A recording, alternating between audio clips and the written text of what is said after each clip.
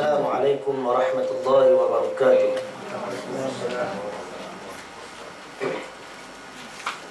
Alhamdulillahilladzi arsala rasulahu bil huda wa dinil haqq liyudhhirahu 'ala ad-din kullihi walau karihal kafirun.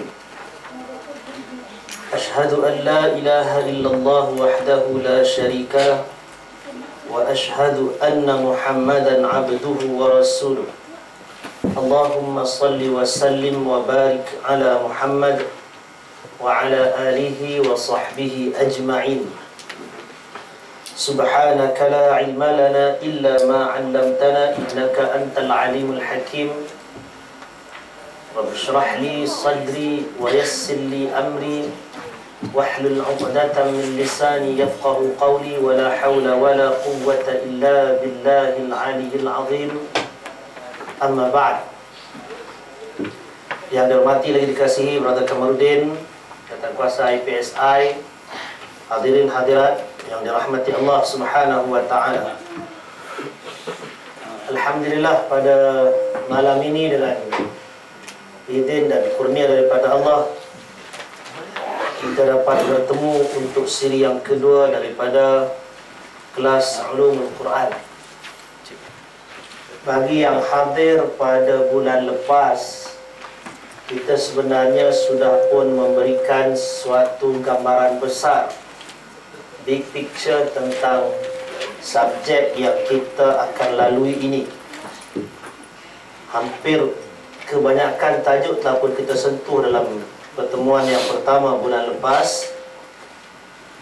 Jadi untuk malam ini kita akan terus kepada buku yang disediakan. Buku yang disediakan ini ialah selepas saya mengambil kira subjek ini sangat besar, sangat mendalam, dan buku terjemahan dalam bahasa Melayu boleh dikatakan sangat terhad. Dan kalau yang ada pun tak cukup naskahnya untuk diedarkan pada malam ini, dan harganya juga agak tinggi. Lalu saya mengambil keputusan untuk meringankan beban hadirin hadirat, kita gunakan ringkasan yang saya download daripada internet. Jazakallah khairan katsiran kepada penyusun terjemahan ini. Dan ringkasan yang ada pada tuan-tuan perempuan sekalian, Ulumul Quran, kalau dalam bahasa Arabnya dipanggil Mukhtasar Mufassal min kitab Mabahith fi Ulumil Quran li Syekh Manna' Al-Qattan. Ringkasan praktikal dari terjemahan kitab Mabahith fi Ulumil Quran karya Syekh Manna' Al-Qattan. Kitab yang asal dalam bahasa Arab dia rupa ni. Ada dalam 400 muka surat, termasuk indeks.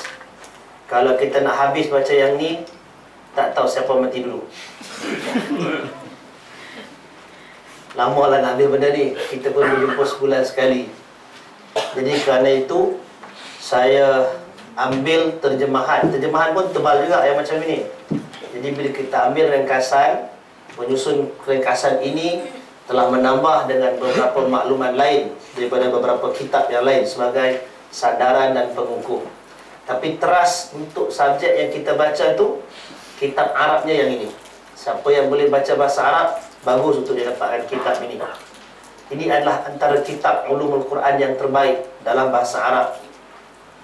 Dia ulama dalam abad inilah, agak moden.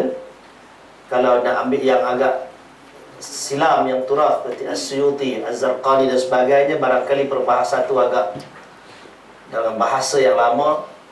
Tapi yang ini lebih dimudahkan. Kalau yang boleh berbahasa Inggeris, saya mencadangkan untuk membaca Ulumul Quran dari karangan Ahmad Van Denver. Kan? Ada situ kan? Boleh baca yang itu sebagai panduan. Jadi kerana saya mengajar yang bahasa Melayu, kita pakai yang terjemahan ini. Baik, kalau yang dah ada buku di tangan, kita tengok sekali lagi, sekali imbas silibus kita.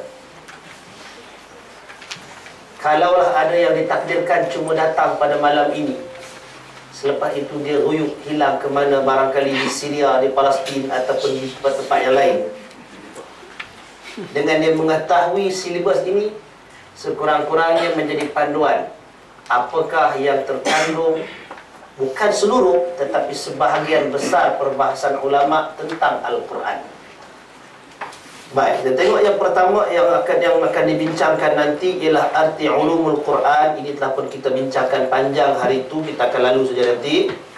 Ada sejarah dan latar belakang ilmu ini, ada perkembangan ulumul Quran, dan ada objek perbahasan ulumul Quran. Subjek ini penting sebagai muqaddimah, sebagai permulaan, kerana akan timbul banyak persoalan. Kenapa ilmu ini ada?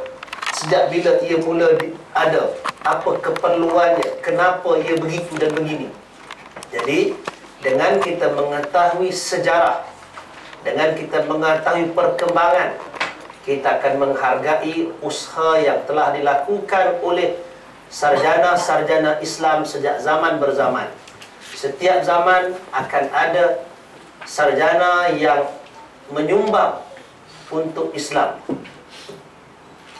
Pada setiap masa akan ada individu yang berkhidmat untuk Al-Quran, dan sebahagiannya menyusun, mengemas kini, mengembang dan menambah berdasarkan kepada ilmu-ilmu yang semasa.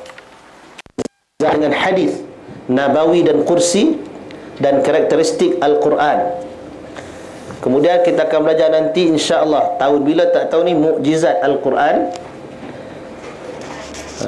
dengan kandungannya. Kemudian kita akan belajar tentang wahyu.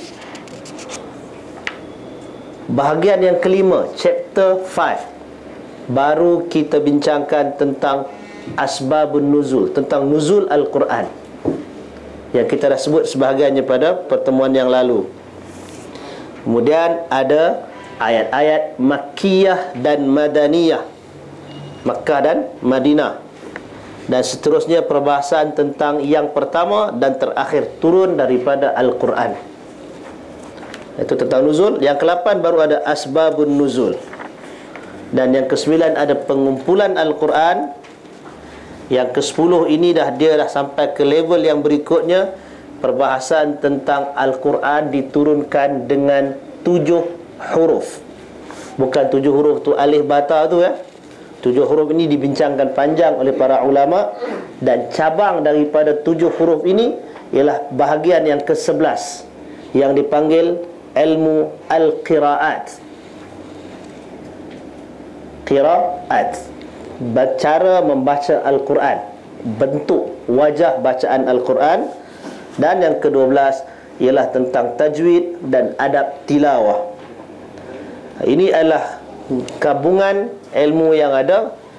Tajuk yang ke-11 dan ke-12 ini selalunya diajarkan berasingan, tetapi insya-Allah kalau kita dah lalu sampai yang ke-10 tu nanti, layaklah untuk kita membicarakan yang ke-11. Kalau tidak, kita akan berhenti setakat 10 tu saja. Yang ke-11 ini hanya dipelajari di ma'had tahfiz, di Darul Quran, dan kalau di universiti pun hanya di kuliah Al-Quran tentang ilmu qiraat. Yang tajwid ni makcik-makcik kat rumah, kat kampung tiap-tiap Jumaat pun belajar kan. Yang ni kita turunkan balik. Baik, ini gambaran awal tentang silibus yang kita akan lalui sepanjang tempoh masa yang tidak dihadkan. Ada had masa kemudian tak ada kan? Lagi tak habis kitab, lagi itulah kita jalan. Siapa yang gugur dulu kita tak tahu kan. Barangkali kalau tuan-tuan dan perempuan yang gugur 1-2, kelas boleh berjalan. Tapi kalau ustaznya yang gugur dulu, dia kena ada substitute lah kan. Baik, malam ni kita sebut kembali tentang asas kepada ulumul Quran, muqaddimahnya, muka surat 6. Bismillahirrahmanirrahim. Qala al-musannif hafizahullah. Pengertian ulum al-Quran. Ini kita dah sebut gitu kan, kita lalu saja. Tapi barangkali kena ulang juga, pasal ramai yang tak ada pada bulan lepas. Kata ulum, boleh berdiri ya? Hari itu kita dah sebut. Perkataan ulum ialah kata jamak daripada ilmu.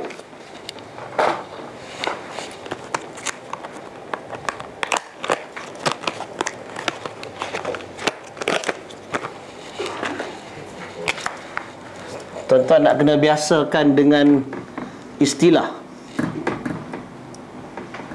ilmun. Ain, lam, mim. Ilmu. Bila dia plural, bila dia jamak, dia akan menjadi ulum.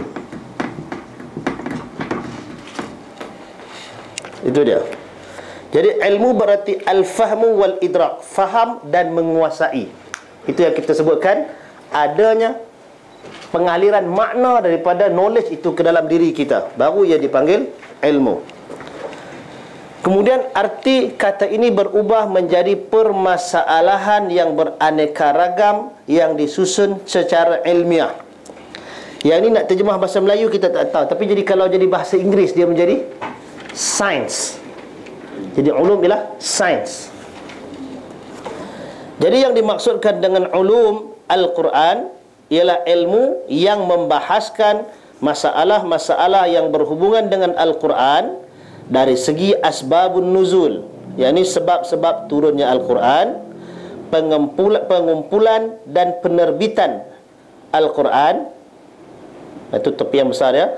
Pengetahuan tentang surah-surah Makkah dan Madinah, An-Nasikh wal Mansukh. Hari itu kita sebut kan, terangkan sikit. Ingat lagi nasikh apa dia? Nasikh dan mansukh. Yang mana dulu, yang mana kemudian? Siapa yang hadir? Dia mansukh dulu. Yang mansukh tu yang datang awal, yang turun awal. Datang nasikh kemudian untuk memadamkan hukum yang terdahulu. Jadi mansukh tu datang dulu, nasikh mai kemudian. Baik, al-muhkam wal mutasyabih. Ini nak kena bagi sebutan yang betul, kita kena tulis.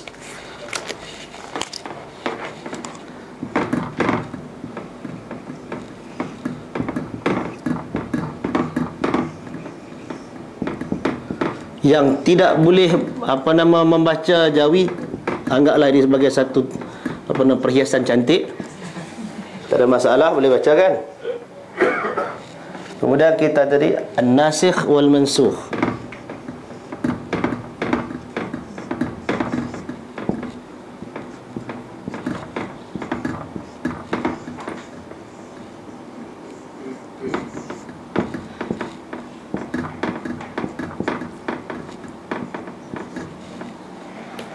An-Nasikh wal Mansukh. Yang ni datang dulu, ni datang, kemudian dia ada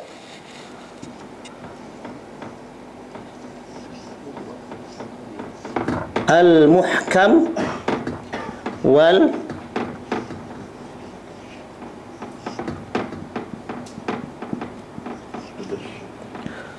mutasyabih. Al-muhkam wal mutasyabih,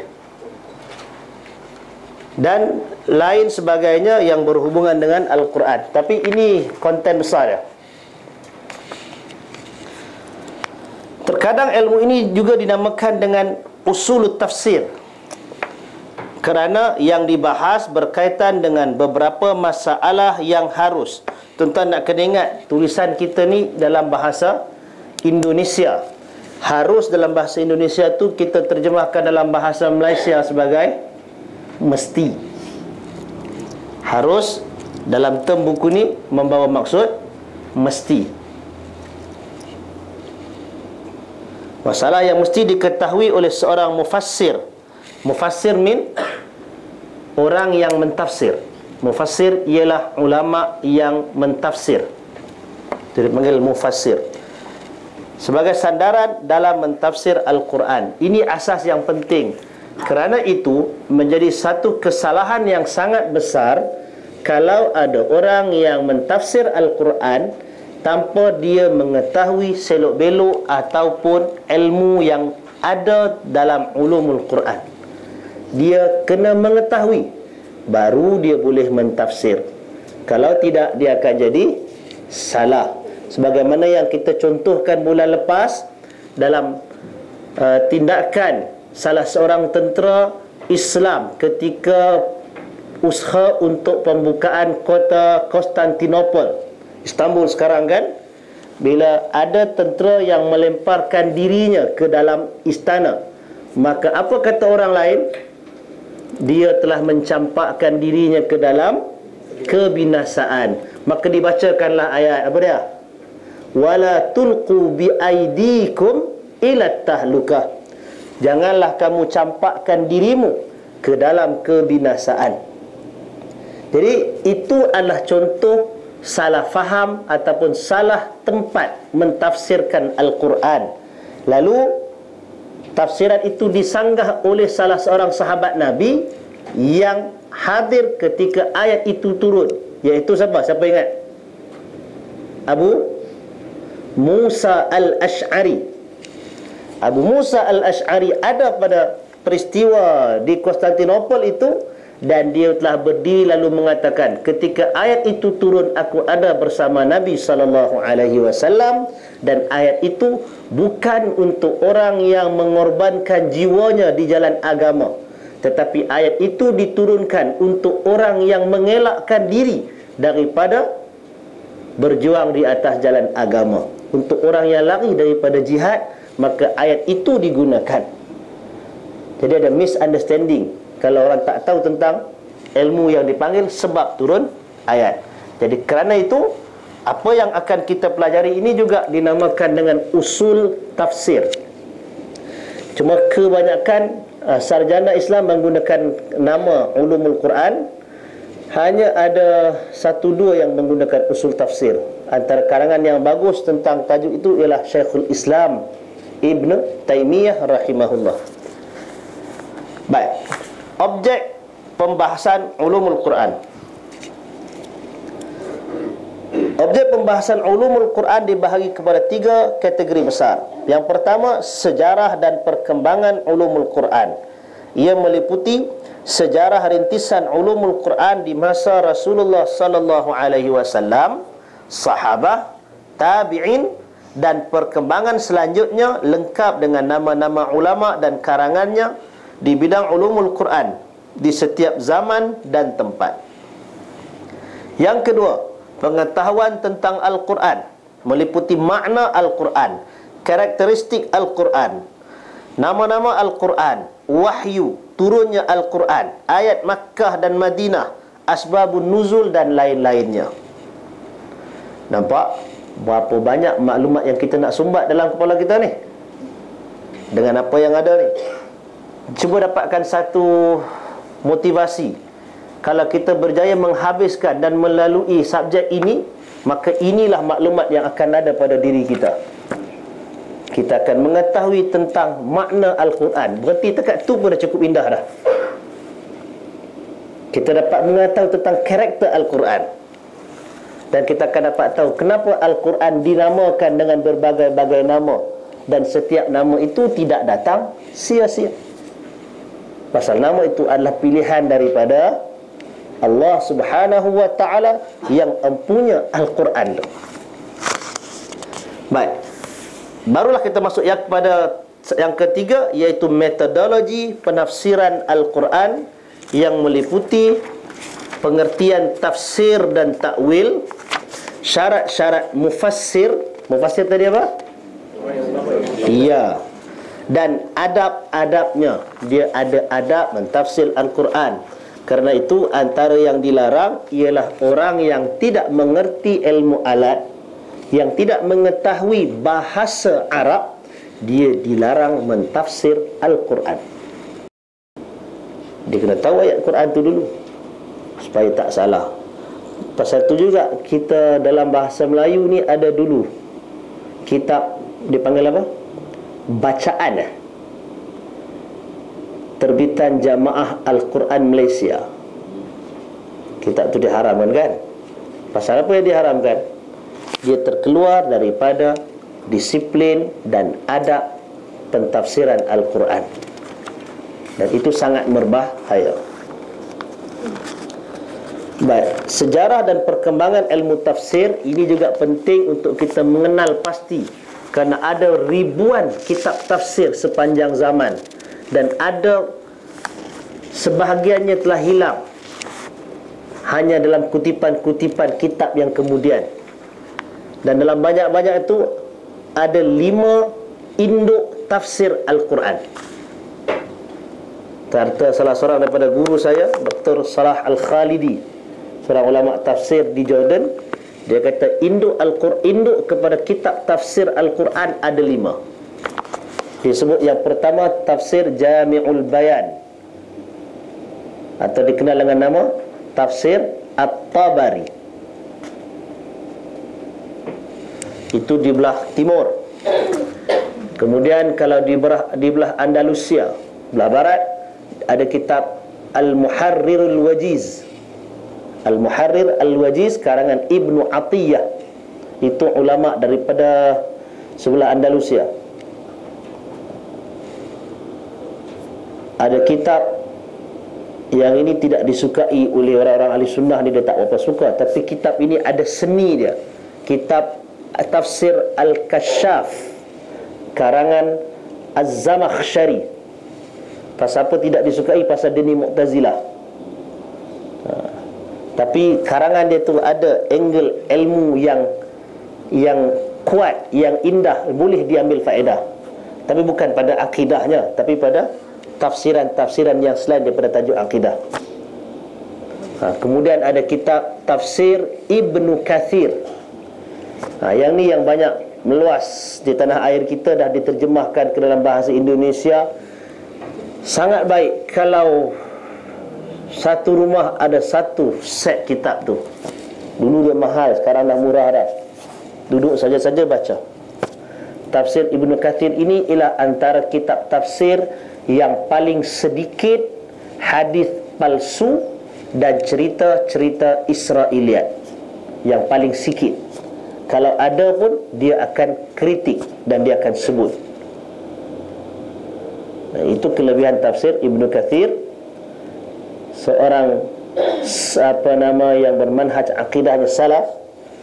Dalam kitab tafsir, dia anak murid kepada Syekhul Islam Ibn Taymiyah, abad yang ke-8 Hijrah, 700 lebih. Dan satu lagi tafsir, kalau ikut guru saya ni, ialah tafsir Fi Zilalil Quran karangan Said Qutub. Dia bukanlah tafsir dalam berti kata yang sebenar, tetapi dia menghuraikan Al-Quran dalam ruang lingkup kitab-kitab tafsir yang lama, tetapi dengan olahan yang baru, dengan cita rasa seorang pejuang, cita rasa orang yang hidup dengan Al-Quran semasa duduk dalam penjara. Macam yang kita sebut hari tu kan, dia duduk dalam penjara, dia kata dia tidak sunyi dalam penjara kerana ia ditemani oleh 114 orang teman. Tahu tak ni Quran ada berapa? Ada surah 114 kan. Hari tu dalam TV ada satu soalan tak boleh jawab. Kebetulan saya tengok, where the money drop pula. Soalan pertama, partner seorang Muslim dengan seorang non-Muslim. Non-Muslim dah sering jawab awal lah. Dia kata dia tak tahu yang ni. Yang Muslim itu pun salah jawab. Cuba bayangkan macam mana dia balik ke pejabat kan. Soalan yang pertama tu. Kerana itu dulu yang saya sebutkan, kalau tak ingat bilangan surah dalam Al-Quran, kalau anak murid saya di sekolah, saya akan suruh dia tulis balik. Tulis setiap nama surah, numberkan dia, numberingan dia. Tulis nama surah dalam tulisan Arab tu, tulis balik dalam tulisan Rumi untuk dia boleh baca, dan tulis maknanya. Kalau dia boleh English, tulis English. Kalau dia Melayu, tulis bahasa Melayu. Dia ada 114. Sekurang-kurangnya bila kita lintas, oh ada surah dalam Quran, tidaklah kita senang-senang ditipu. Tiba-tiba orang kata ada surah Al-Wilayah. Ada surah Al-Wilayah tak? Mana ada surah Wilayah? Tapi surah Al-Wilayah tu ada dalam Syiah. Dalam teks Komsas Bahasa Melayu tingkatan 3, dalam tu ada surah Asy-Syahadah. Buku teks tu. Tak tahu Jakim buat apa. Dah lama dah buku teks tu. Ada surah Asy-Syahadah. Agak-agak Macam mana? Sama ada penulis itu yang keliru, ataupun dia memang sesat, ataupun dia tak tahu, ataupun mungkin ada orang yang edit salah. Dalam teks tu saya kongsi, kalau tak silap anak murid tu kata ustazah dia barang hilang kata. Untuk petua cari barang hilang kena baca surah tu 3 kali. Jangan kata 3 kali, sekali pun dia takkan boleh baca. Pasal surah tu tak ada. Jadi itu antara perkara yang kita kena alert. Benda ni banyak, kita pun tak pasti. Barangkali sebahagian daripada tuan-tuan perempuan duduk dalam gelanggang dakwah, kita berjumpa dengan jarum-jarum missionary dan sebagainya kan. Kita tak tahu di mana angle yang dia boleh curi masuk untuk menyelewengkan kita. Kalau kita jahil, jangan salahkan musuh, kan? Jadi kerana itu, ini adalah benda yang sangat penting untuk kita ketahui. Baik. Jadi ada yang kita sebutkan tadi tentang sejarah dan perkembangan ilmu tafsir, kaedah-kaedah dalam pentafsiran Al-Quran, muhkam dan mutasyabih. Secara ringkas kita sebutkan di sini, muhkam maksudnya yang jelas, tuntas, tidak ada kekeliruan padanya, tidak ada kesamaran. Itu muhkam. Kalau boleh kita contohkan ayat Allah Ta'ala yang turun, aqimus salah, dirikan salat. Ada kesamaran tak di situ? Dia tidak ada kesamaran, jelas di situ, maka itu muhkam. Dan ada ayat yang dipanggil mutasyabih, iaitu ayat yang ada kesamaran pada maknanya, yang selalunya dikaitkan dengan ayat-ayat yang menyebut tentang sifat-sifat Allah. Bila ada ayat yang menyebut tentang tangan Allah, mention dalam Al-Quran, yadullah, tangan Allah. Dalam Al-Quran ada sebut tajri bi'ayunina, ia berlayar dengan mata-mata kami. Dinisbahkan mata kepada Allah. Cerita tentang Allah Ta'ala datang, maka itu termasuk di dalam ayat mutasyabihat. Baik, berikutnya ialah am dan khas. Am maksudnya ayat itu mengandungi pengajaran yang umum. Kemudian khas ini maknanya dia mengkhususkan. Daripada yang am tadi, daripada yang umum tadi, ada suasana, ada keadaan yang tertentu untuk satu-satu perkara ataupun hukum. Demikian nasikh dan mansukh yang kita sebutkan tadi, iaitu ayat yang dibatalkan dan ayat yang membatalkan. Pembatalan itu pada sudut hukum dan pengajaran. Dan ada juga yang disebutkan oleh para ulama dalam dari sudut ayat itu dibatalkan dalam berarti kata ia diangkat daripada Al-Quran. Baik, yang tu kita akan detailkan kemudian. Baik, sejarah dan perkembangan ulumul Quran. Sejarah perkembangan ulumul Quran dimulai menjadi beberapa fasa, di mana tiap-tiap fasa menjadi dasar bagi perkembangan menuju fasa selanjutnya. Ini yang selalu kita sebutkan, fasa perkembangan ini dia saling berkait rapat. Dia ada dia punya kesinambungan antara satu fasa dengan fasa yang lain. Setiap generasi akan memulakan kerjanya dan khidmatnya, dan ia disambung oleh generasi yang berikutnya. Jadi hingga ulumul Quran menjadi sebuah ilmu khusus yang dipelajari dan dibahas secara khusus juga. Berikut beberapa fasa ataupun tahap perkembangan ulumul Quran. Ini flashback balik. Kita kembali, kita kena imaginekan suasana di awal-awal kedatangan Islam. Awal-awal kedatangan Islam. Baik, tengok. Ulumul Quran pada masa Rasulullah sallallahu alaihi wasallam. Embryo ni janin kan? Benih awal ulumul Quran pada masa ini berupa penafsiran ayat Al-Quran secara langsung dari Rasulullah sallallahu alaihi wasallam kepada para sahabat. Begitu juga dengan antusiasism, macam mana sebut ni, para sahabat dalam bertanya, keinginan para sahabat dalam bertanya tentang makna suatu ayat, menghafal dan mempelajari hukum-hukumnya. Ini gambaran tentang ulumul Quran. Zaman Nabi tak ada lagi, kitab ni tak ada. Ada kitab ni? Itulah tak ada kan. Kitab yang lebih awal pun tak ada. Bahkan Al-Quran itu sendiri belum lengkap untuk dibukukan, macam yang kita pegang sekarang ni, tak ada. Jadi apa yang ada pada ketika itu, yang ada ialah proses ayat turun, Nabi menyampaikan ayat tersebut, para sahabat bertanya kepada Nabi tentang makna ayat itu kalau mereka tak faham. Kalau mereka faham, mereka terus terima. Sami'na wa ata'na. Kami dengar dan kami ta'at.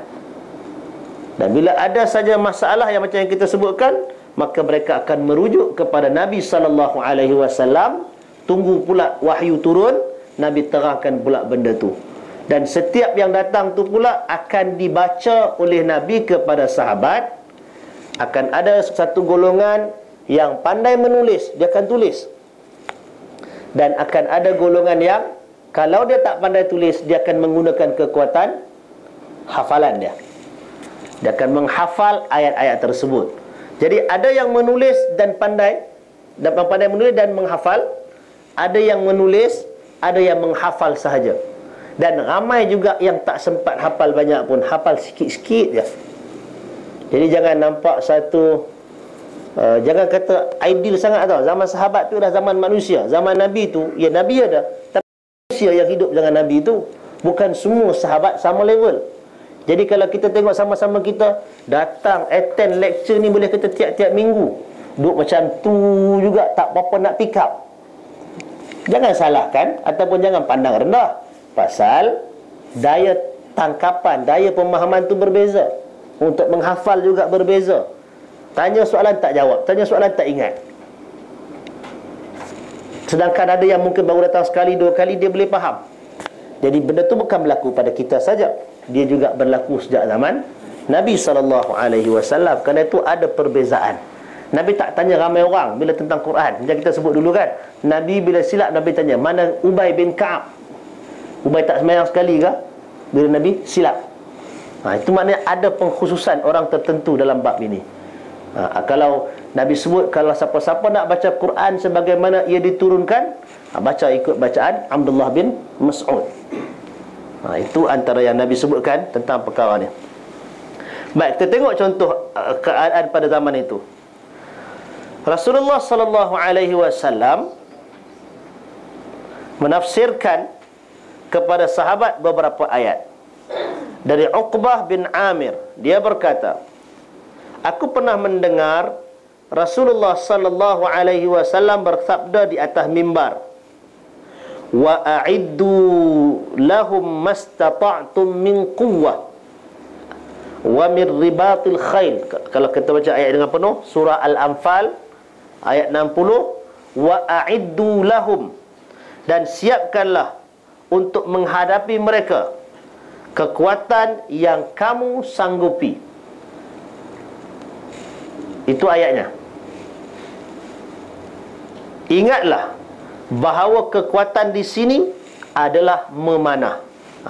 Tuan-tuan kena faham, ayat Quran tu berhenti dekat Al-Anfal, wa a'iddu lahum mastata'tum min quwwah. Stop, itu ayat Quran.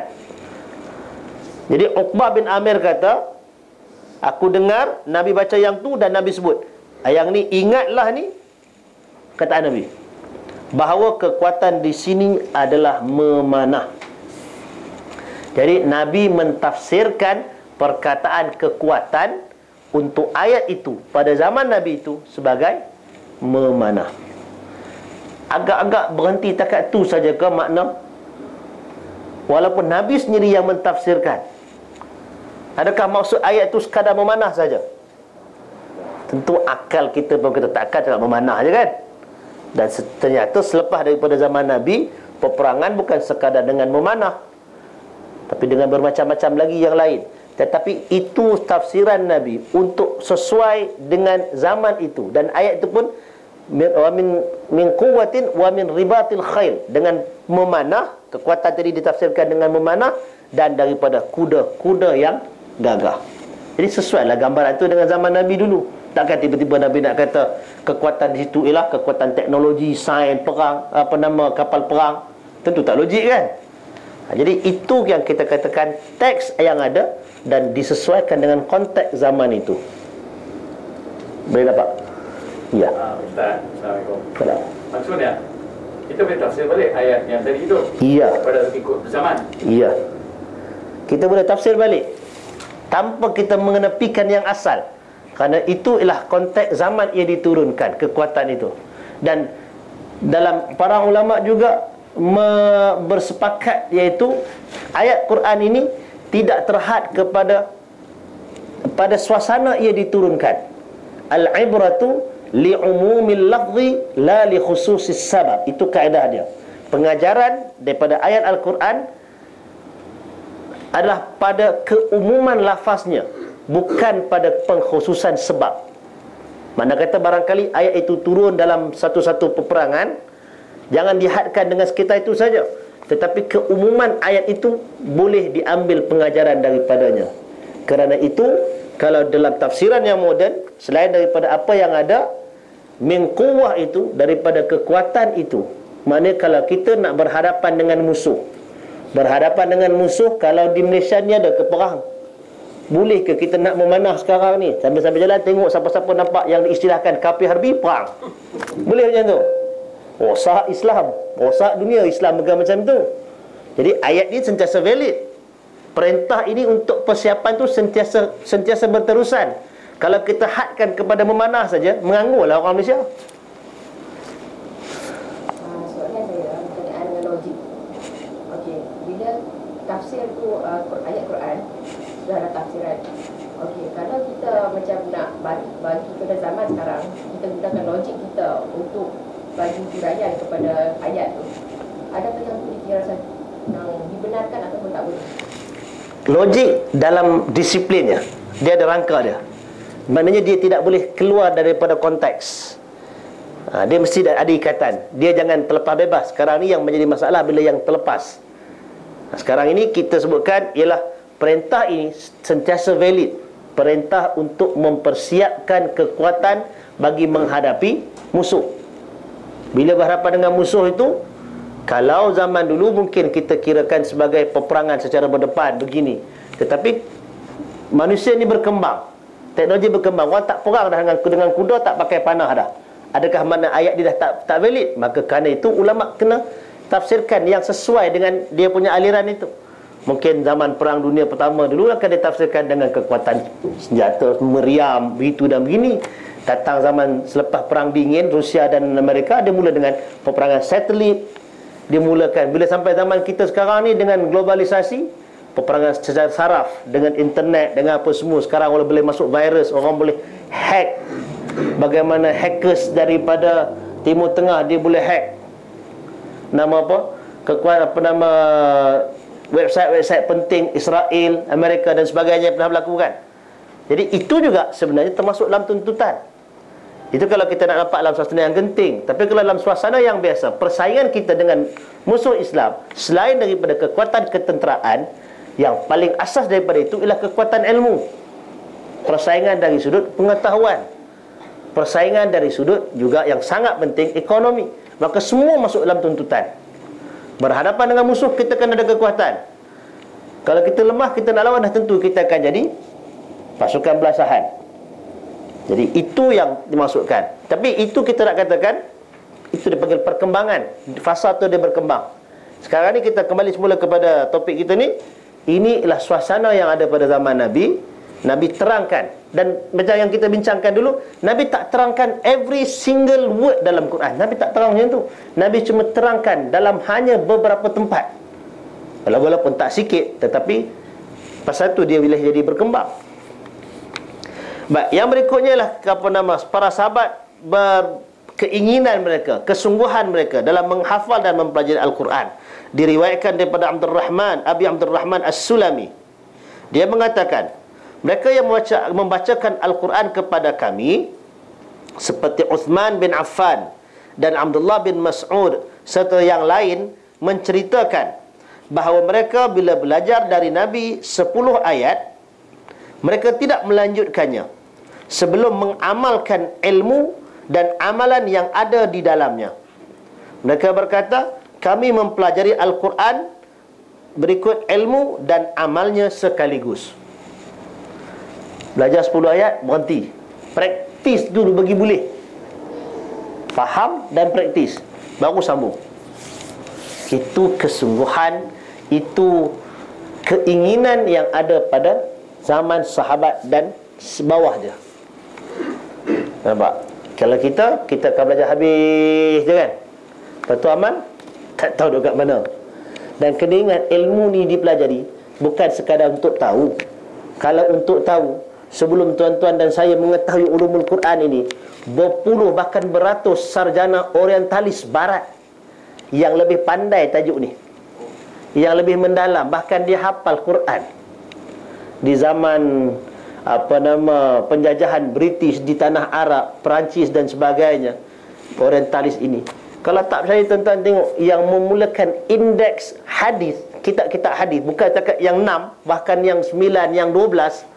Antara orang yang awal buat indeks hadis ialah sarjana Belanda. Belanda, Jerman. Semasa kejatuhan kerajaan Osmaniyah, bergerabak-gerabak manuskrip Islam dibawa ke barat. Sebahagian ada di Leiden, sebahagian Leiden di Belanda kan, sebahagian ada di Jerman, bahkan ada yang disimpan di Vatikan. Ringkasan Sahih Muslim yang diedit oleh Dr. Mustafa Al-Bugha daripada Syria, teks itu, manuskrip itu diambil daripada Library Vatican. Teks itu. Jadi bila diambil di sana, dia kena compare dengan teks manuskrip yang lain. Comparison kena ada. Kerana bila dah lepas ke tempat orang, barangkali akan berlaku penyusupan maklumat-maklumat salah. Itu memang sangat-sangat boleh berlaku. Kerana itu kerja yang sangat berat. Comparison antara manuskrip dengan manuskrip. Manuskrip bukan macam zaman sekarang, boleh salin daripada internet, print out keluar. Kalau zaman dulu dia kena dalam microfilm, nak tengok kena masuk dalam macam juru gambar dulu kan, masuk dalam kelabu hitam dia tu kan, kena masuk macam itu, naik bengkak mata nak baca microfilm tu. Itu sumbangan di zaman bukanlah lama sangat pun, dalam 30 tahun, 20 tahun dulu ya. Dan yang sebelum daripadanya. Nampak? Jadi ilmu ini untuk diamalkan. Sahabat dia baca, dia belajar dan dia beramal. Kalau kita pandai baca Quran, tajwidnya pun hebat, suaranya pun bagus, ilmu tarannumnya, lagunya pun macam bagus. Tiba-tiba bila masa malam-malam, kalau ada negeri, di tempat negeri yang ada, dia ada satu sukan tau, dipanggil sabung ayam, laga ayam, tahu kan? Dia macam lomba kuda lah kalau di sini. Dia main judi. Yang mengajar Quran tu siang, malam dia main sabung ayam pula. Yang pernah johan Quran, addicted dengan 4 lembu ekor pun ada. Ini cerita betul ni. Ni bukan nak menakutkan, tapi nak beritahu ilmu bukan hanya di sini, tapi ilmu tu untuk diamalkan. Dia pandai baca Quran pun, tapi dia tak faham, tak guna juga kan. Bahkan kalau dulu-dulu, mungkin dalam 20 tahun dulu, ustazah makcik kampung yang ajar Quran, dia berkemban je. Dia tak ajar senior-senior sikit ni kan, dia akan tutup belum dengan tuala ya. Dia pakai berkemban, ajar orang baca Quran. Penghayatan tak ada. Tapi tengok sahabat, dia punya keinginan dengan Quran, dia belajar, dia baca, stop dulu, kita amal, kita sambung. Tapi tengoklah kan, kalau tajuk semayang takkan nak sampai ayat semayang, tak semayang lagi kan. Maksud lain lah. Ini maksudnya pada konteksnya. Baik, yang berikutnya ialah larangan Rasulullah sallallahu alaihi wasallam untuk menulis selain daripada Al-Quran sebagai usaha menjaga kemurnian Al-Quran. Part ini kena highlight sikit. Tengok ya, dari Abu Sa'id, bukan Sa'ad ya, Abu Sa'id. Ejaan dia bukan Sa'ad, Sa'id. Al-Khudri radhiyallahu anhu bahawa Rasulullah sallallahu alaihi wasallam bersabda, janganlah kamu tulis dari aku, la taktubu anni syai'a, janganlah kamu tulis apa yang keluar daripada aku, apa pun. Jangan tulis apa pun daripada aku, maksudnya. Barang siapa menuliskan dari aku selain Al-Quran, hendaklah dihapuskan. Siapa yang tulis perkataan Nabi lain daripada ayat Quran, Nabi kata hendaklah dihapuskan. Pasal apa begini? Ni kerana bila ayat Quran turun, Nabi akan bacakan ayat Quran. Jadi sahabat yang pandai akan menulis. Lama sikit, sahabat akan menulis apa yang Nabi cakap. Jadi Nabi sebut, jangan tulis melainkan Quran je. Kalau ada siapa-siapa yang tulis selain daripada Quran, dia kena padamkan, dia kena hapuskan kataan itu. Dan ceritakan apa yang dariku, dan itu tiada halangan baginya. Dan barang siapa yang sengaja berdusta atas namaku, maka siaplah tempat duduknya di dalam neraka. Hadis riwayat Muslim. Baik, jadi perintah Nabi, kena ingat, ini perintah di awal. Awal pun bukanlah di zaman Makkah, masuk dah zaman Madinah ni. Nabi dah berhijrah ke Madinah. Di zaman awal ini Nabi kata, nak tulis daripada aku, kata Nabi, tulis Al-Quran sahaja. Yang lain daripada tu padam dan sampaikan. Maknanya grab dengan ingatan dan sampaikan, sebarkan daripada aku. Itu apa? Masuk Quran dan juga yang dipanggil hadis. Itu termasuk hadis. Dan Nabi kata tidak ada halangan baginya. Kalau orang dengar apa yang Nabi cakap, lalu dia ingat, kemudian yang dia ingat tu dia sampaikan pula kepada orang lain yang tidak mendengar. Nabi perintahkan yang tu, dan Nabi kata yang tu tak ada halangan. Tapi Nabi ikat pula, barang siapa yang sengaja berdusta atas namaku, maka siaplah tempat duduknya dalam neraka. Itu ialah amaran supaya make sure yang dia dengar tu betul-betul daripada Nabi, dan dia menyampaikan hanya apa yang betul-betul Nabi cakap. Jangan dia reka satu perkataan, dia reka satu hadis, lalu disandarkan kepada Nabi SAW. Kerana itu diistilahkan sebagai berdusta atas nama Nabi. Reka hadis palsu, sandar kat Nabi. Dan Nabi bagi ancaman, siapa yang buat begini, maka siaplah tempat duduknya dalam neraka. Baik, kita urai sikit benda ni. Kita ambil part yang awal dulu, tulisan tentang Al-Quran. Sepakat para ulama, di peringkat awal ini, sahabat Nabi yang menulis tak ramai. Itu first point. Yang keduanya ialah peralatan untuk menulis juga sangat terhad. Alat tulisnya terhad.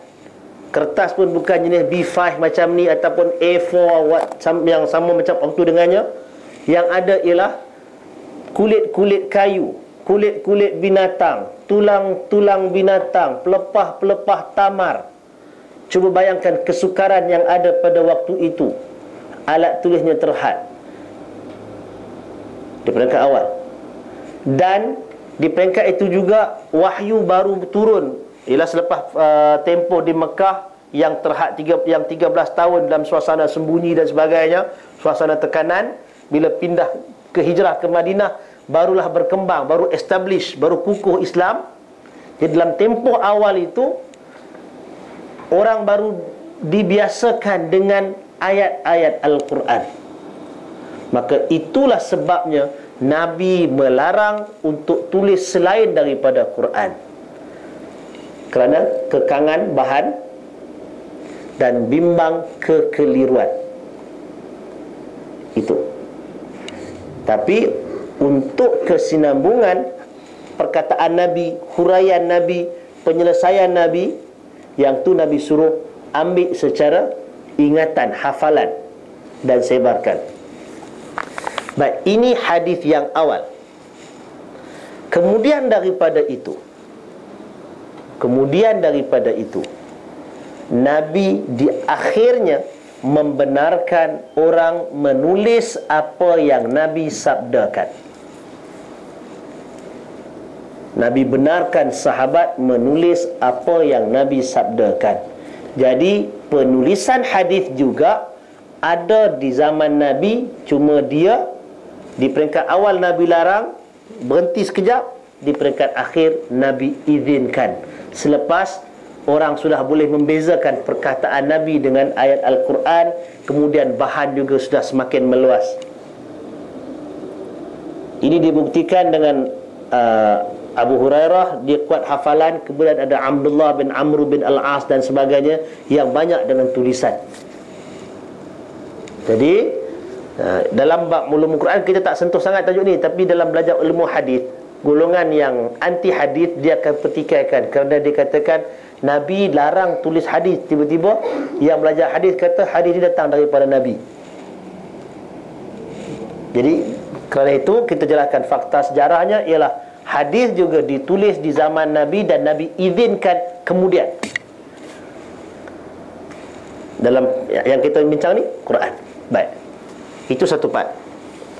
Yang keduanya ialah dari sudut penyebaran hadis. Perkataan Nabi ini disebutkan termasuk di dalam perkara yang mutawatir, larangannya.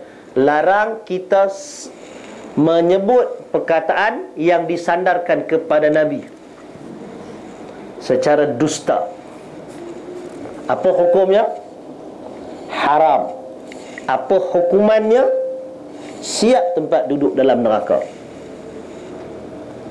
Ini satu arahan yang sangat keras daripada Nabi. Karena itu jangan pandang ringan. Ada orang yang suka main Facebook, kan, update status yang bentuk sangat Islami. Apa saja yang masuk kononnya daripada Nabi, dia sebarkan. Dia akan klik share, mohon share, terima kasih banyaklah. Sedangkan dia tak baca pun detail konten tu. Bahkan konten tu kadang-kadang mengarut, tak ambil daripada hadis Nabi pun. Barangkali translation daripada Bible apa. Tapi orang kita dia memang suka copy and paste, cut and paste, kan. Dia share macam itu dengan niat kononnya yang sangat Islami untuk dapat pahala, tetapi rupanya yang ditempah ialah seat dalam neraka. Jaga baik-baik. Itu kesalahan yang sangat besar. Dulu benda ni hanya menjadi mainan sebahagian golongan, iaitu yang main dengan benda ni ialah golongan yang dipanggil qusas. Qusas ini ialah penglipur lara. Kalau bagi orang kita, penglipur lara tu macam orang main awang selampit, main wayang kulit apa, kan. Penglipur lara zaman Nabi, bukan zaman Nabi, zaman kemudian daripada itu ialah Tok Syekh yang pakai serban, yang pakai jubah, golongan yang suka menceritakan tentang keajaiban-keajaiban atas nama Islam. Dan kelas-kelasnya dibuat dalam masjid. Kalau dalam bahasa kita sekarang apa dia? Penceramah, motivator. Faham? Itulah golongan awal yang banyak menyebarkan benda ni. Dia nakkan orang gerun tentang satu-satu perkara, maka dia reka. Walaupun tujuannya baik, tujuannya barang siapa yang meminum arak, maka dia bagilah dia punya azab yang entah apa entah macam-macam. Fine, dia memang nak bagi gerun tentang minum arak. Tapi tak cukup ke dengan perkataan Allah dalam Quran? Tak cukup ke dengan yang Nabi sebut dan hukuman yang disediakan? Maka perlu ditambah lagi. Dan yang ditambah tu pula dia sandar kat Nabi. Nabi tak sebut.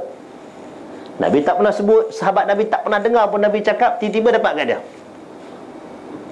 Maka itu dipanggil pendustaan atas nama Nabi. Baik, itu contoh yang umum. Contoh yang berikutnya ialah kelebihan membaca surah-surah dalam Al-Quran. Sebahagian besar daripada kelebihan surah yang disebut secara spesifik ialah hadis yang lemah, sangat lemah, dan banyak yang palsu. Banyak yang palsu. Habis itu tak ada kelebihan ke baca Quran? Ada. Cukuplah dengan yang Nabi sebutkan tu, baca Quran satu huruf ditambahkan dengan kebaikan dengan 10 kali ganda dan sebagainya. Lalu kita baca ayat tu kan, tak cukup lagi dengan yang tu. Siapa yang baca surah, apa surah orang selalu sebut? Tengok Facebook lah banyak kan. Itu semua hadis-hadis dalam Facebook lah tu. Ustaz tu sebut, ustaz tu selalu masuk TV. Tak kira lah dia masuk TV, tak masuk TV, dia bukan Nabi. Kenapa surah ni keluar? Surah ni ada satu orang dalam zaman Bani Abbasiyah, Khilafah Abbasiyah, nama dia Nuh bin Abi Maryam. Lelaki ni. Ulama-ulama hadis bila sampai kat orang hadis ni, depa cek hadis ni siapa yang sebut. Orang yang ceritakan sebut daripada siapa, ambil daripada siapa. Sampai kat nama Nuh bin Abi Maryam, daripada dia akan sebut nama orang lain, nama orang yang di atasnya. Sedangkan ulama-ulama hadis, dia akan bergelumang dalam disiplin ilmu tu, dia akan jumpa setiap nama yang disebutkan tu. Pasal apa tak sampai kat depa? Jadi ada yang kita tanya kepada Nuh bin Abi Maryam. Dia kata, pasal apa hadis-hadis tentang kelebihan surah ni pusing, ada berapa puluh hadis, semua sampai kat hang ni. Mesti nama dia mesti ada. Jadi orang tanya, pasal apa sampai nama hang mesti ada dalam ni? Dia kata, yang ni bukan apa, aku reka ya. Dia mention sendiri, dia reka hadis tu. Pasal apa? Dia kata dia geram. Orang ramai sibuk membaca buku fiqh Abu Hanifah, mazhab Hanafi, dan banyak yang sibuk membaca kitab-kitab tentang sejarah peperangan Nabi, orang lupa baca Quran. Jadi pada sangkaan dia nak menggalakkan orang baca Quran, dia reka hadis palsu tentang benda tu. Apa hukum dia? Haram, berdosa. Niat yang baik tidak menghalalkan cara. Itu kaedah dia. Jadi kerana itu banyaklah satu contoh yang kalau boleh kita sebutkan, barang siapa yang sampai di perkuburan lalu baca surah Al-Kautsar, ya, Inna a'tainakal kautsar, berapa kali ya? Tak ingatlah, hadis palsu tak ingat. Maka jika dia bacakan 100 kali, maka pahala tu cukup untuk semua ahli kubur yang ada.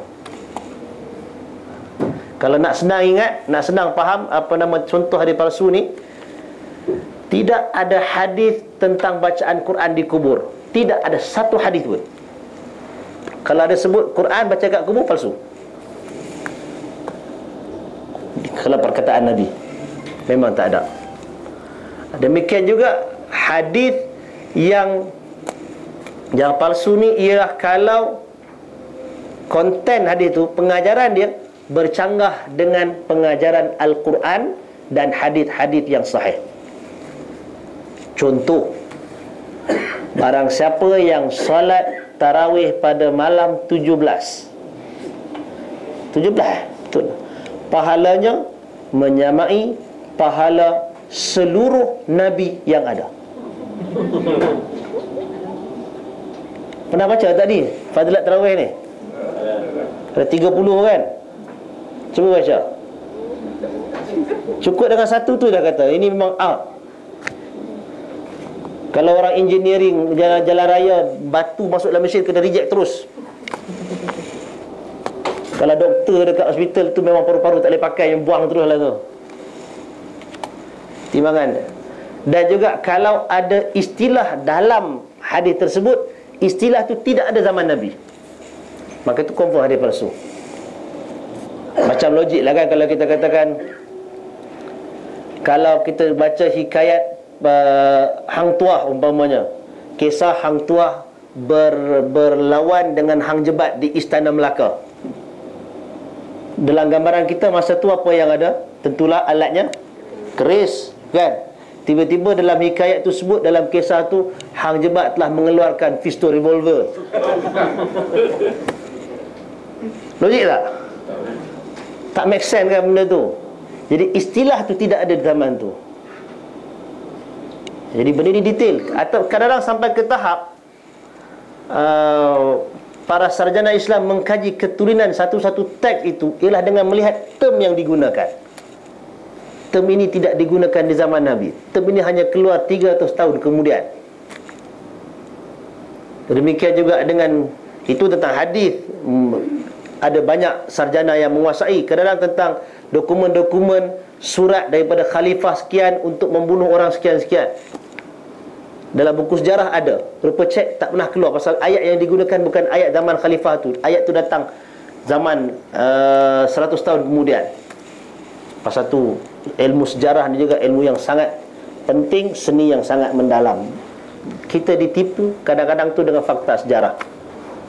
Dan Syiah antara golongan yang selalu kena tipu dengan fakta sejarah, pasal dia baca sejarah yang salah. Baik, sekali lagi, ulumul Quran di zaman khalifah.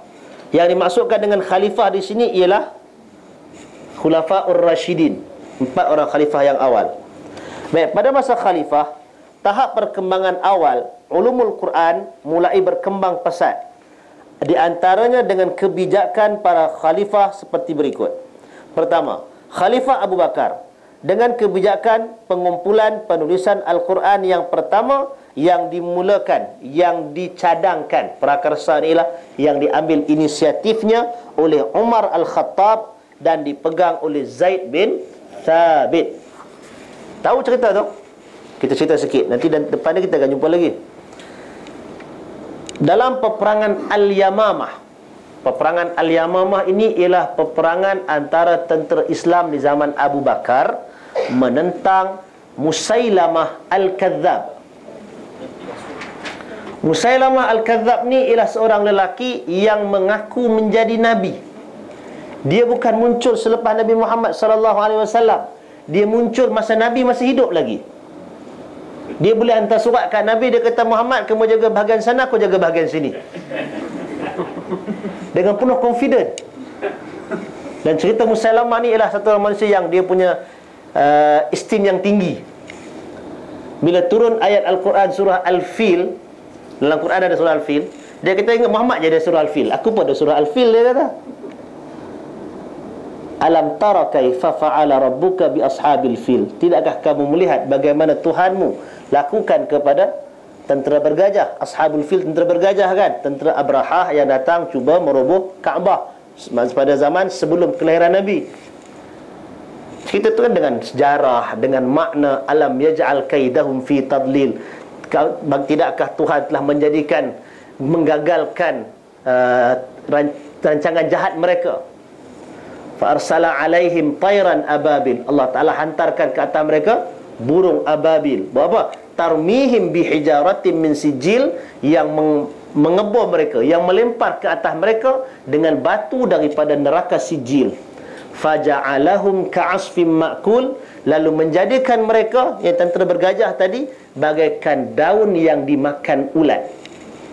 Daun yang dimakan ulat, tahu kan? Siapa rajin berkebun tengok daun yang besar, lepas dia makan ulat, dia akan berlubang-lubang kan? Lepas berlubang dia akan jadi kering. Bila dia kering, kita pegang dia, dia rapuh. Tak percaya tengok pokok rambutan. Sekarang banyak rambutan kan?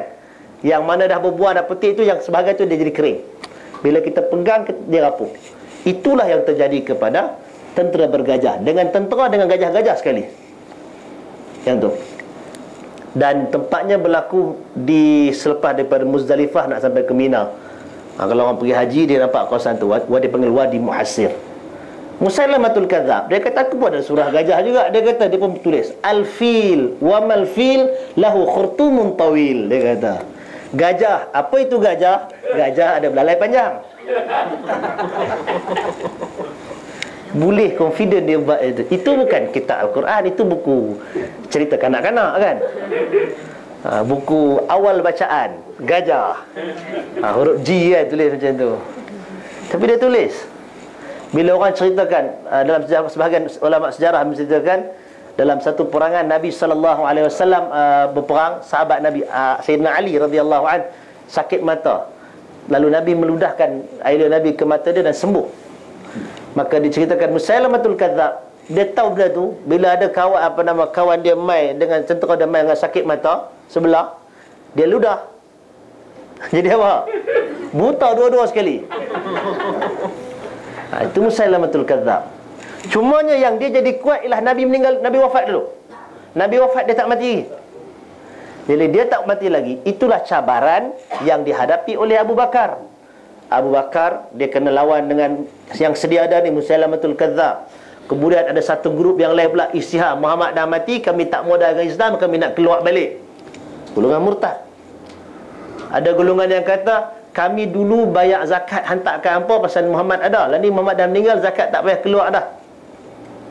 Ketiga, golongan nabi palsu, yang murtad dan yang enggan membayar zakat. Ini 3 golongan besar yang dihadapi oleh Abu Bakar, selain daripada Rom dan Parsi yang sedia ada.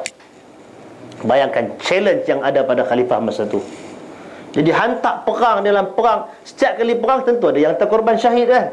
Jadi mati. Sebahagian daripada yang mati itu ialah sahabat Nabi yang hafal Al-Quran.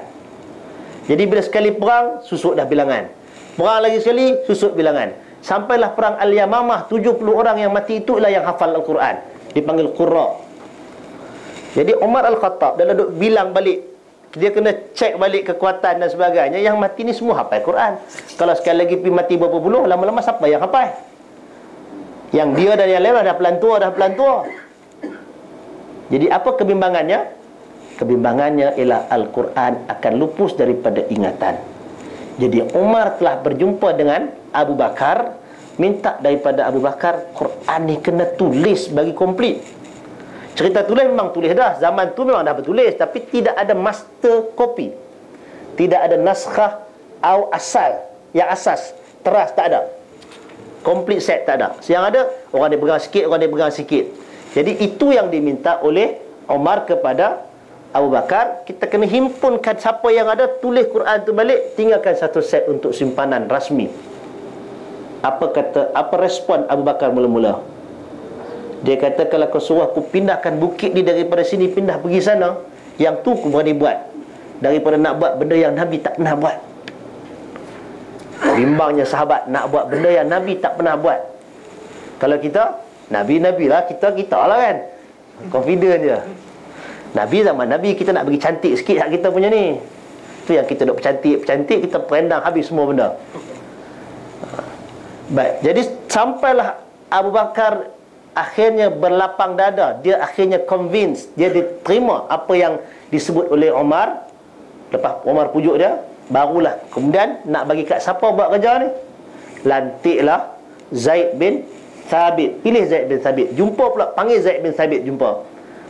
First reaksi Zaid bin Thabit sama macam Abu Bakar tadi. Oh, benda tak, Nabi tak pernah suruh buat, aku tak mau buat. Khalifah suruh, dia kata Khalifah suruh pun Nabi tak pernah buat, aku tak mau buat.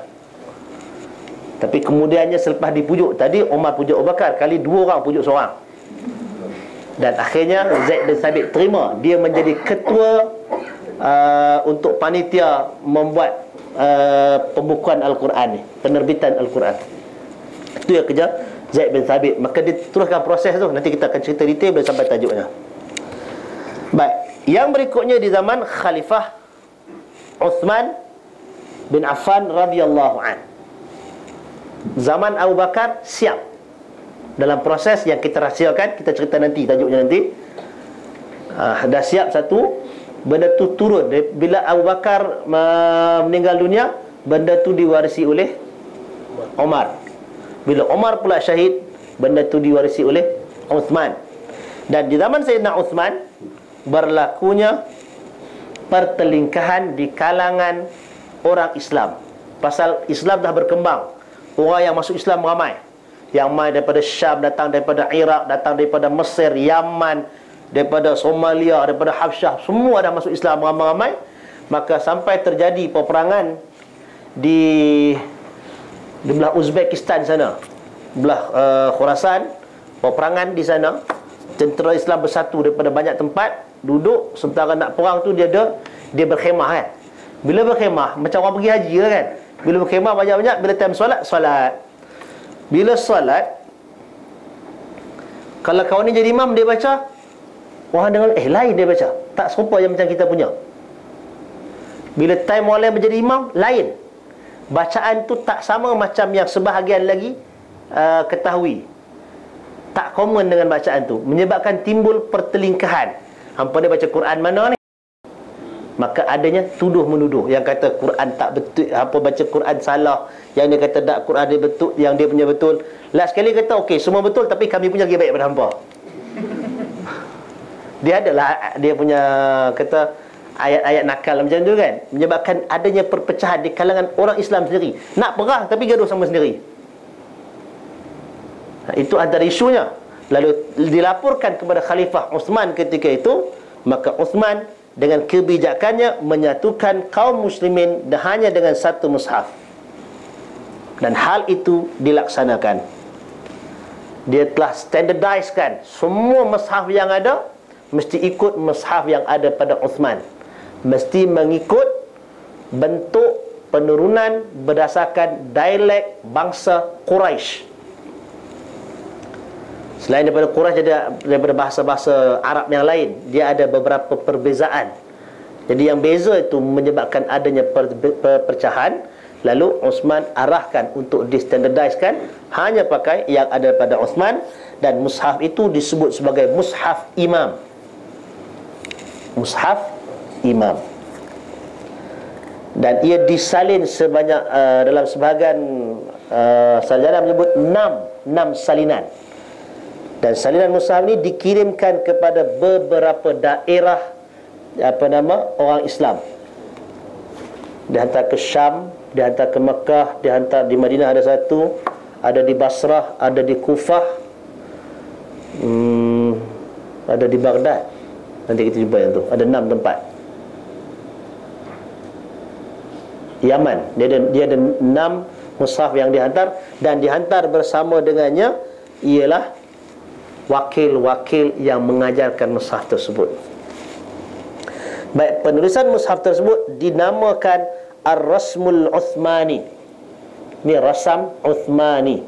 Ini daripada sini dia berkembang kepada ilmu yang lain. Baik, jadi rasam Uthmani ini dinisbahkan kepada Sayyidina Uthman. Dan ini dianggap sebagai permulaan dari ilmu Rasmul Uthmani. Ilmu Rasmul Uthman, Rasmul Quran, ilmu rasam Al-Quran ini satu ilmu yang asing pula, pecahan lain daripada ulumul Quran. Bab penulisan dan cara-cara, kaedah, dan dia tak sama macam tulisan Arab yang biasa. Kalau tulisan Arab yang biasa tu dipanggil rasam imla'i. Imla'i, ejaan dia. Eja salat kan, kalau kita eja salat kan kita tengok dalam TV hayya 'alas salah kan. Perkataan as-salahnya ialah macam ini. Betul tak? Kalau az-zakah macam itu. Kalau dalam Quran ada pernah jumpa macam ini? Quran Majid cetakan Pening, cetakan India ada rupanya. Tapi kalau rasam yang datang kemudian daripada Madinah ke daripada Syria, dia akan eja. Kalau salah dia akan jadi lam,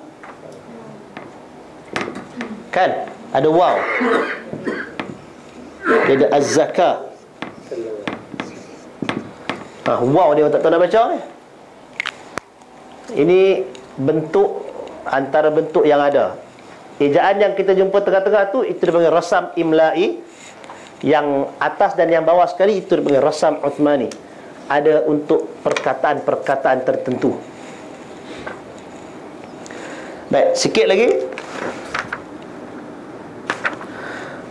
Khalifah Ali radhiyallahu anhu dengan kebijaksanaan perintahnya kepada Abu Aswad Ad-Du'ali, sebutan dia Abu Al-Aswad Ad-Du'ali, bukan Du'ali, ya Du'ali, meletakkan kaedah-kaedah nahu, cara pengucapan yang tepat dan baku, dan memberikan ketentuan harakat pada Al-Quran.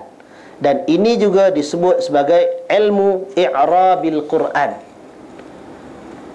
Zaman Khalifah Ali, Ali panggil seorang sarjana bahasa Arab, ulama bahasa, nama dia Abul Aswad Ad-Du'ali, untuk buat. Cerita dia panjang lah nak sebut, tapi dia ada 2 peringkat. Yang pertamanya ialah peringkat huruf itu diletakkan tanda. Ada yang ada titik, ada yang tak ada titik.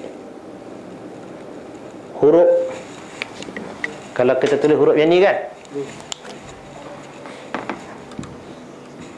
ini ra, ha.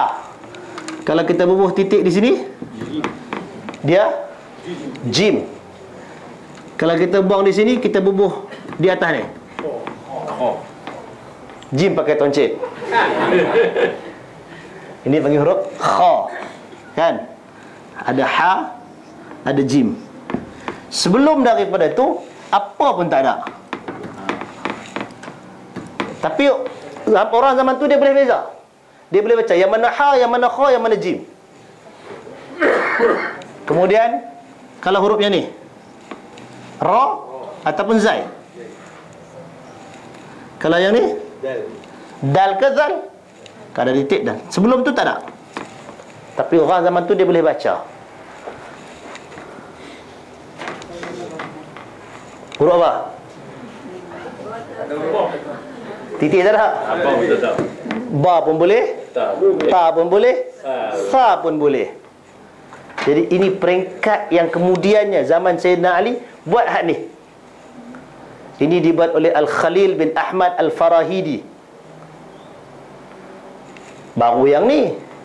Nak baca baris depan ke baris bawah, baris atas? Pun tak tahu juga.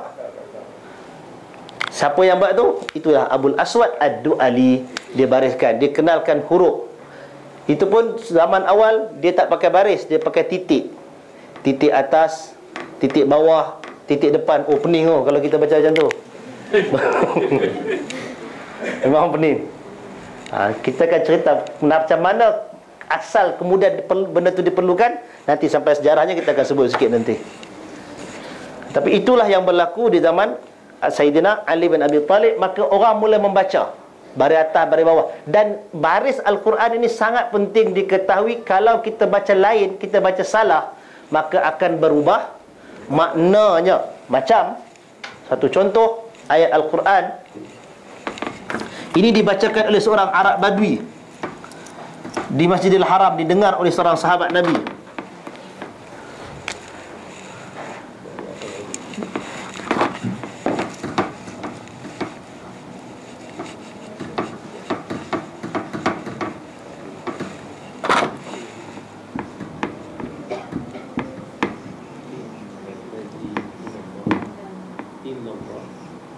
Bari'un.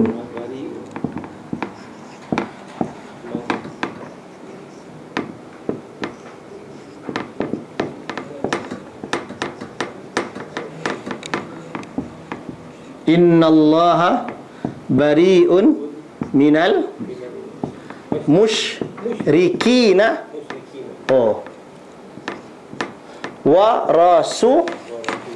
rasulihi ke wa rasuluh?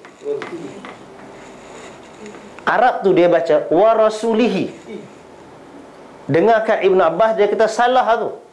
Pasal apa salah? Kalau yang ni dia kalau kaedah bahasa Arab dia kena dia panggil mansub, yang ni kena serupa lah. Tak. Kalau baca wa rasulihi, sesungguhnya Allah berlepas diri daripada orang-orang musyrikin dan rasulnya. Allah Ta'ala lepas diri daripada orang musyrikin, kita faham. Tapi rasul pun kena. Kalau baca baris bawah, so sebenarnya dia baris atas. Maksudnya sesungguhnya Allah berlepas diri daripada orang musyrikin dan rasulnya pun berlepas diri daripada orang musyrikin. Nampak? Itu bahasa, itu baris. Demikian juga kalau kita baca innama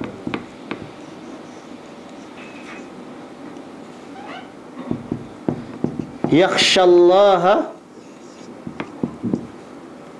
min ibadihil ulama. Ejaan ulama ni ejaan Rasam Usmani, tak ingat ni? Kita pakai Rasam Imla'i. Min ibadihil ulama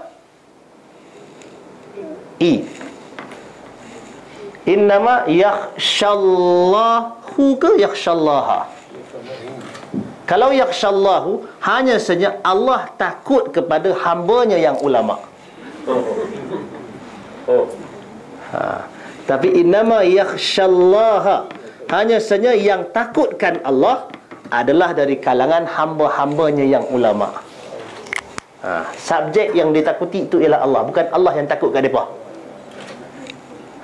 Ada sekali saya mengajar bayang Jumaat, main khatib tengah baca khutbah, dia baca salah. Lepas khutbah, lepas solat saya tegur. Lepas tegur dia kata, Ustaz mengajar kat masjid ni lah. sampai sekarang mengajar masjid itu. Itu imam yang humble yang diterima teguran kan. Baik, ini contoh-contoh ayat dengan makna yang berbeza. Satu lagi lah contoh kita nak bagi. Ayat tentang wudu. Idza qumtum ila salati faghsilu wujuhakum wa aydiyakum ila al-marafiq. Dipanggil faghsilu dalam surah apa? Surah Al-Maidah kan? Faghsilu wujuhakum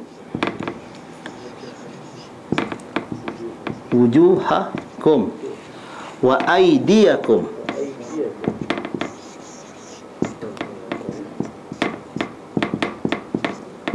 ilal marafiq.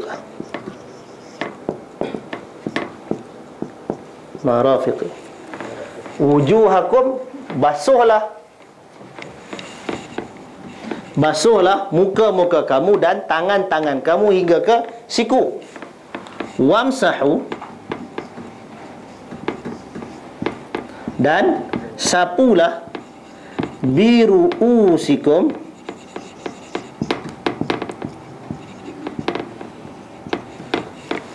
dan sapulah kepala kamu.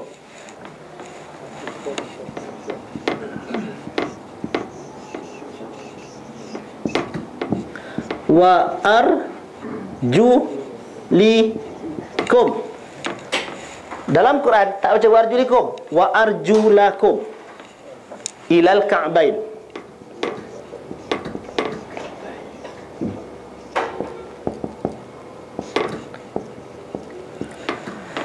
Dan sapulah kepala-kepala kamu. Dan kalau kita baca wa arjulikum, maksudnya dan sapulah kepala kamu dan kaki kamu. Kaki kena sapu. Tapi dalam ayat Quran kalau baca, bukan wa arjulikum, wa arjulakum. Maknanya arahan ini dia tak pakai yang ni, dia refer balik kepada basuh. Basuh muka, tangan sampai ke siku, sapu kepala, basuh kaki sampai ke buku lali. Kita baca dengan wa arjulakum. Ini yang dipegang oleh jumhur ulama, walaupun ada di kalangan sebahagian ulama kata baca wa arjulikum. Mazhab Ja'fari, orang Syiah dia baca wa arjulikum, dia sapu kaki. Nampak? Tapi ini berkaitan dengan hukum praktikal, fiqh. Yang ini berkaitan dengan akidah. Dua ni. Itu kepentingan ilmu i'rabil Quran. Bila nak belajar benda ni? Banyak ni. Doa bagi kita panjang umur, murah rezeki, kita boleh sekali sampai habis insya-Allah. Baik. Jadi itulah dia serba sedikit yang kita nak sebutkan tentang kita sebut lalu sikit lagi tentang sahabat ni. Sahabat yang ulumul Quran zaman sahabat dan tabi'in. Tak apalah panjang sangat yang ni. Nanti kita akan sambung tentang sahabat dan tabi'in ini dalam temuan yang akan datang insya-Allah, pasal dia akan terus kepada proses yang berikutnya, iaitu tadwin, pembukuan dan penerbitan Al-Quran sampailah ke zaman kita ni. Wallahu ta'ala a'lam. Kita berhenti setakat ini.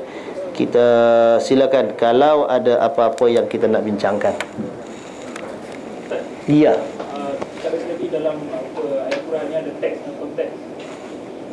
Konteks tu maknanya masa atau kalau lokaliti tempat kira konteks Semua sekali. Ya. Konteks tu semua sekali. Tapi dia bukan secara sembrono untuk kita katakan begitu. Dia melihat kepada dia punya, kita katakan, dalil-dalil yang lain, support dalil yang lain. Dan support dalil lain ialah Al-Quran sendiri dan juga sunnah Nabi SAW. Saya tadilah yang kata kita perlu punyakan diri Ya. betul tu kan. Kalau kita dengan ilmu, kalau orang kat Palestin dengan senjata dengan ilmu lah. Yes, ilmu, dan dia kena ada, tentulah saja yang paling dekat dengan situasi itu. Apa kekuatan yang dia kena ambil?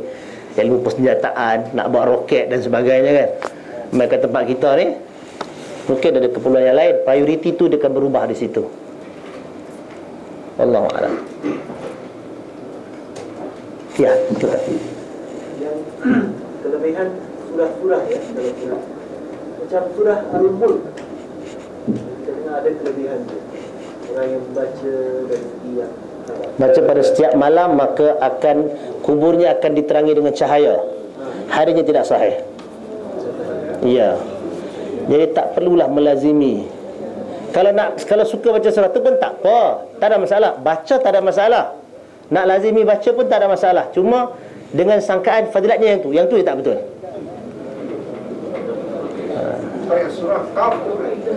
Surah Al-Kahfi. Surah Al-Kahfi itu berdasarkan himpunan beberapa dalil, itu antara surah yang fadilatnya kuat, dibaca pada hari Jumaat. Yes. Surah Al-Qari'ah ayat 1 hingga 11 dia berkenaan dengan hari kiamat, di awal kan. Okey, lepas tu dia kalau kita baca surah tu, it is very specific.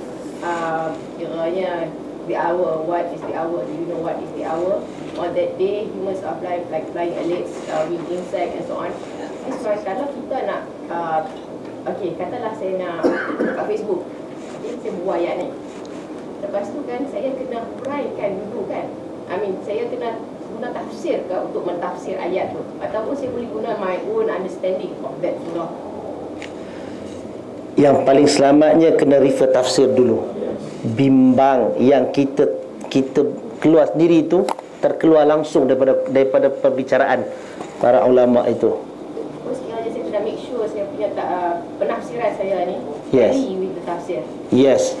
Dia bukan mesti 100% sama. Barangkali elaborate itu, suasana tu. Mungkin di zaman ulama dulu menulis, mungkin tak jumpa kalau cerita tentang api yang muncul. Mungkin orang tak apa pasal sangat. Tapi kalau zaman sekarang, api yang muncul tu, tengok telaga-telaga minyak, senang-senang kita dapat api muncul daripada bumi kan. Kalau zaman dulu, ayat tentang orang yang faman yasyarah sadrahu lil Islam, orang yang dilapangkan dadanya dengan Islam, dadanya lapang untuk terima Islam, dan orang yang disempitkan dadanya dengan Islam ni, Allah Ta'ala sifatkan ka'annahu yas'adu fis sama. Orang yang sempit dada dengan Islam, yang reject Islam, dia disempitkan dadanya seakan-akan dia naik ke langit.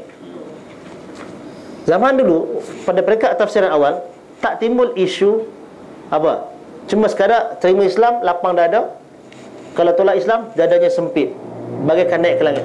Cakap tu je. Bila datang zaman kita, apa yang kita elaboratekan lagi?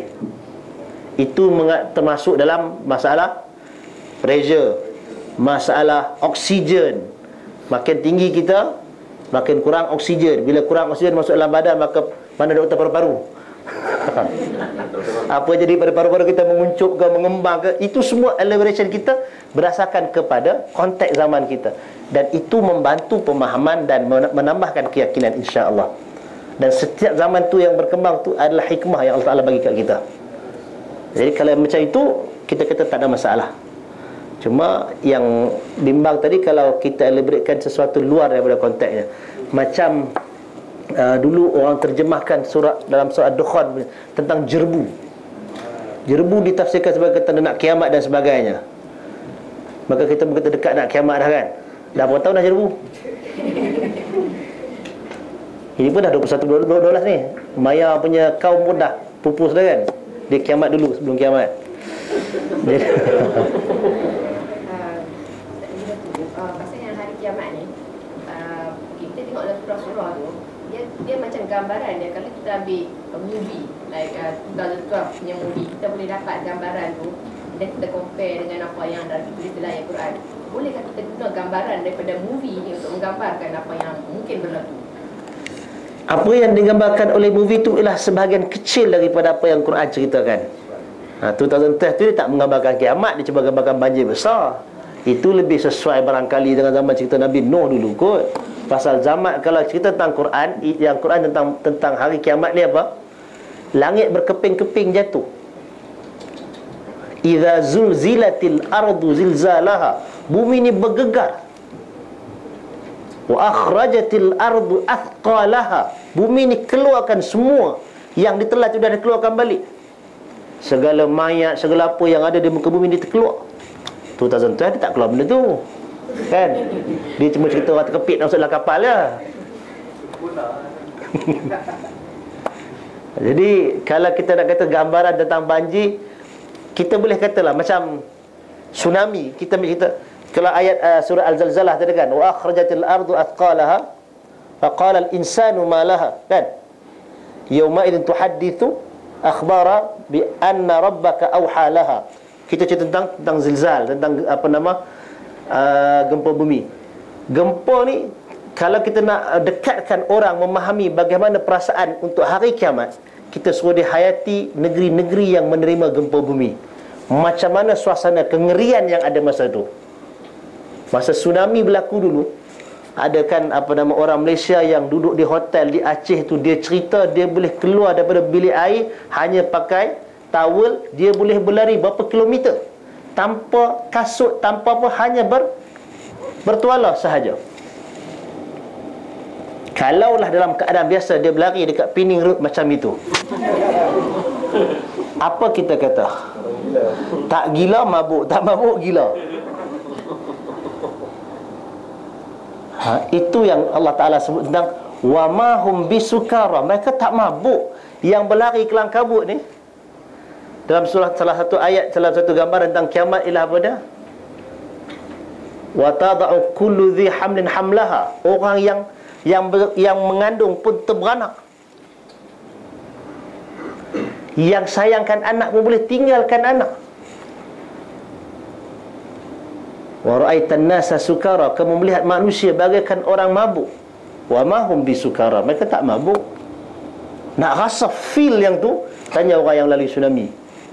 Memang macam orang gila, macam orang mabuk, lari tentang pukang dengan gegaran, dengan air, dengan banjir. Tu orang kata tsunami tu kiamat kecil. Ya, itu sebahagian gambaran Quran ada di situ. Itu kita boleh gunakan untuk mendekatkan. Tapi the exact peristiwa lebih dahsyat daripada tu. Ada lagi? Benda ni pasal tu, bila kita membaca, bila kita mengetahui tentang negeri orang, suasana kebakaran, gempa bumi, bencana alam, dia sebenarnya mendekatkan kita dengan Quran. Kalau kita boleh lihat, kan kadang-kadang apa yang bantuan daripada Malaysia pergi ke tempat-tempat begini, hantar doktor kan, doktor untuk mengurangkan trauma, mengurangkan ketakutan. Pasal bila bencana, benda yang akan berlaku ialah ketakutan. Dan hakikatnya hari kiamat jauh lebih menakutkan. Pasal tu dia adalah azab yang tidak akan dilalui oleh mana-mana orang beriman. Tak ada orang beriman akan lalui kiamat. Tak ada. Itu untungnya. Kalau siapa yang melalui hari kiamat tu, pasal tu kita marah orang kata hari ni kiamat. Dah lah salah kita, hina kita pula. Ya. Tapi Ustaz, ada orang kata kiamat tak sampai. Dia memang kiamat memang akan sampai, dekat sangat pun. On the way. Yang tu kita tak nafi. Tapi bila kita tak tahu. Ustaz, iya. ini saya nak tanya tentang hari-hari ini yang banyak umat Islam terpengaruh ataupun terpercaya ataupun membawa sebagai dalam pemikiran mereka. Apakah adakah ini bertentangan dengan akidah dan sunnah tentang apa yang diwar-warkan oleh golongan Islam? Yang tu tak payah tanya ustaz, tanya orang yang baru semalam masuk Islam pun dia tahu benda tu memang bertentang dengan akidah. Memanglah bertentang dengan akidah, bertentang dengan satu akidah Islam, yang kedua bertentangan dengan akal yang sihat, bertentangan dengan nilai-nilai otak yang sihat lah, kita kata macam tu. Tak ada sebarang tanda. Ni dia kata 23 bulan nak gelap lah kan. Yang tu tak tahu. Kalau tengok cerita kartun tu pasal monyet main elektrik, maka ada cerita kartun tu kan. Allah Ta'ala alam. Ada lagi? Cukup. Baik, jadi insyaAllah kita berhenti dulu di sini. InsyaAllah ada rezeki dan ruang masa kita akan berjumpa lagi untuk sambung apa yang kita telah mulakan ni. Wallahu ta'ala alam. Assalamualaikum warahmatullahi wabarakatuh.